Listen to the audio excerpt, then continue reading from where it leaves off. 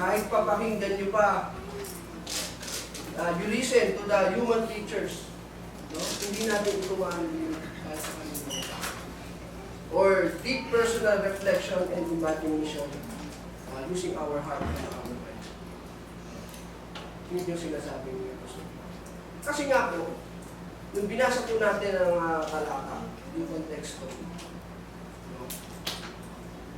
no one knows the thought of God except the Spirit. Sa Diyos kasi po nang galing itong aral na ito. Hindi sa kanila tao. Ito po, babasahin ko po sa inyo, medyo mahaba po. Pero later on, I will tabulate ito pong mga babasahin. So verse 10 to 13, these are the things God has revealed to us by His Spirit.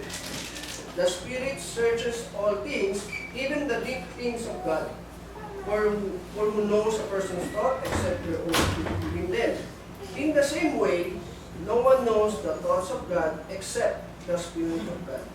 What we have received is not the spirit of the world, but the Spirit who is from God, so that we may understand what God has really given us.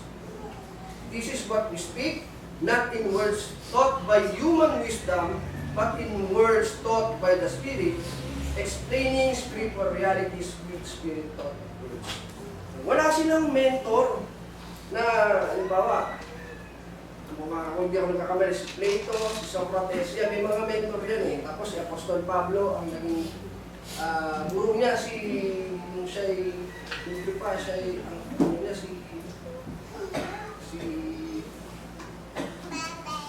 I forgot the name of yung teacher niya, no? Merong mga teacher yung ating mga philosophers eh.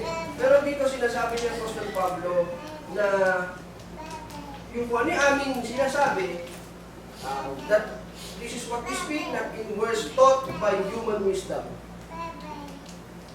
no? But in words taught by the Spirit, explaining spiritual realities with spiritual words.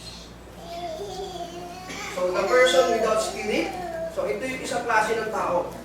The person without Spirit does not accept the things that come from the Spirit of God, but considers them foolishness, and cannot understand them because they are discerned only through the Spirit.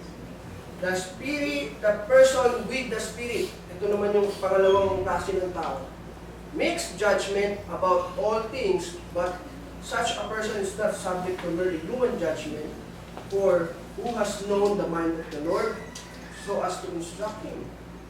But we have the mind of Christ. So, ganyan po yung table niya. So the person without the Spirit, ang sabi na, rely on human wisdom, reasoning, feelings, and Spirit, and he has the Spirit of, yun yung kanyang pinanggap. What he received is the Spirit of the Word. The person with the Spirit of God has received the Spirit who is from God, so understanding is shaped by God's revelation. Dito po sa without Spirit, do not accept the things that come from the Spirit of God, and he is not interested or resistant. So, kaya nga po, may mga tao na pakakaralan mo pa lang, nag-uumpisa ka pa lang, alam mo nang hindi siya interesado. No? Kasi ano yung kanyang espiritu ay espiritu ng sanlibutan. Doon siya interesado. But the Spirit of God, the person with the Spirit of God receives and welcome spiritual truth and has an open heart to God's Word. So ayan po, yan lamang naman po yung ating binasa. So dito sa without Spirit, foolishness, considers them foolishness.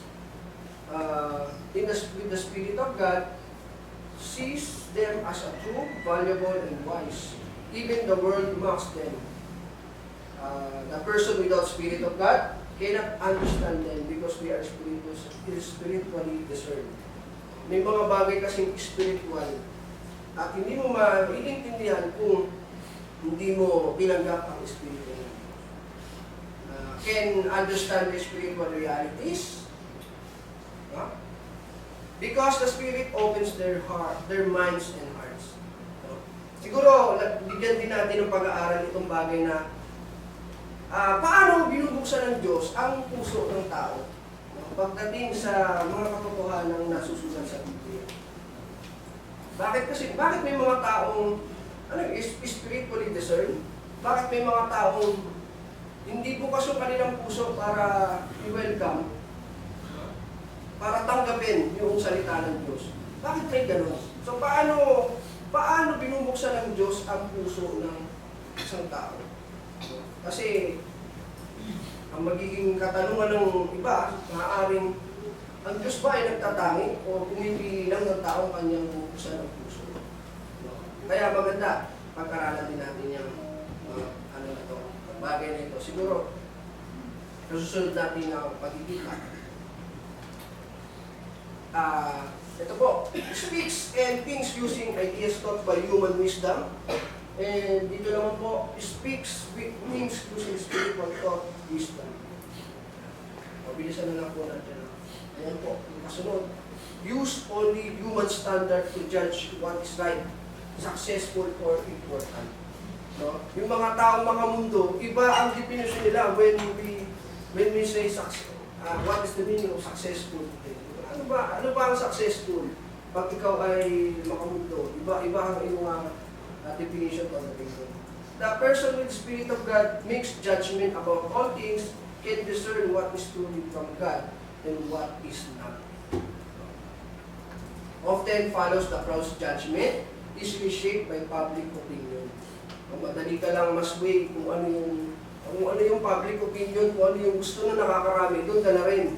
Kahit na hindi na ito sang-ayon sa kalooban ng Diyos. So, the Spirit with God, not subject to merely human judgment. The world may not understand them, but God does. Does not know God's mind or plans, only guess or invent ideas about God. Di ba? Sinasabi nilang, iniibig ko ang Diyos. No? Kaya ako ginagawa ito. Nag-iimbento sila ng mga tradisyon, mga practices na hindi naman na mababasa sa Biblia. No? Kasi nga, hindi nila alam. Para ka nanguhula na lang, ano ba ang kagustuhan ng kalooban ng Diyos. Malalaman mo naman yun if you read the scriptures. No?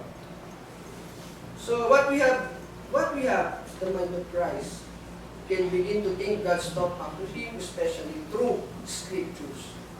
Ito po yung importante. Natural person, spiritually blind, dead in sin, even if religious or intelligent. But in the person with Spirit of God, spiritual person made alive by the Spirit, able to grow in Christ's likeness.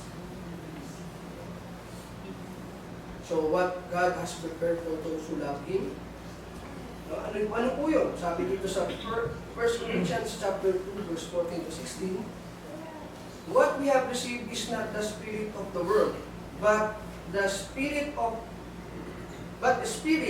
who is from God, so that we may understand what God has freely given us. Libre pala eh.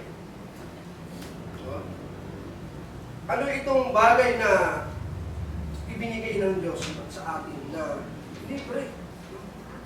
Freely given us. So this is what God has prepared. Includes, number one, the whole plan of salvation in Christ. The blessings of being in Christ. Nandyan yung forgiveness, adoption, the Spirit or the future glory. The ultimate future is the resurrection and the new creation. Na atin pong pinag-aralan last time yung tungkol sa resurrection, yung ating gantimpala.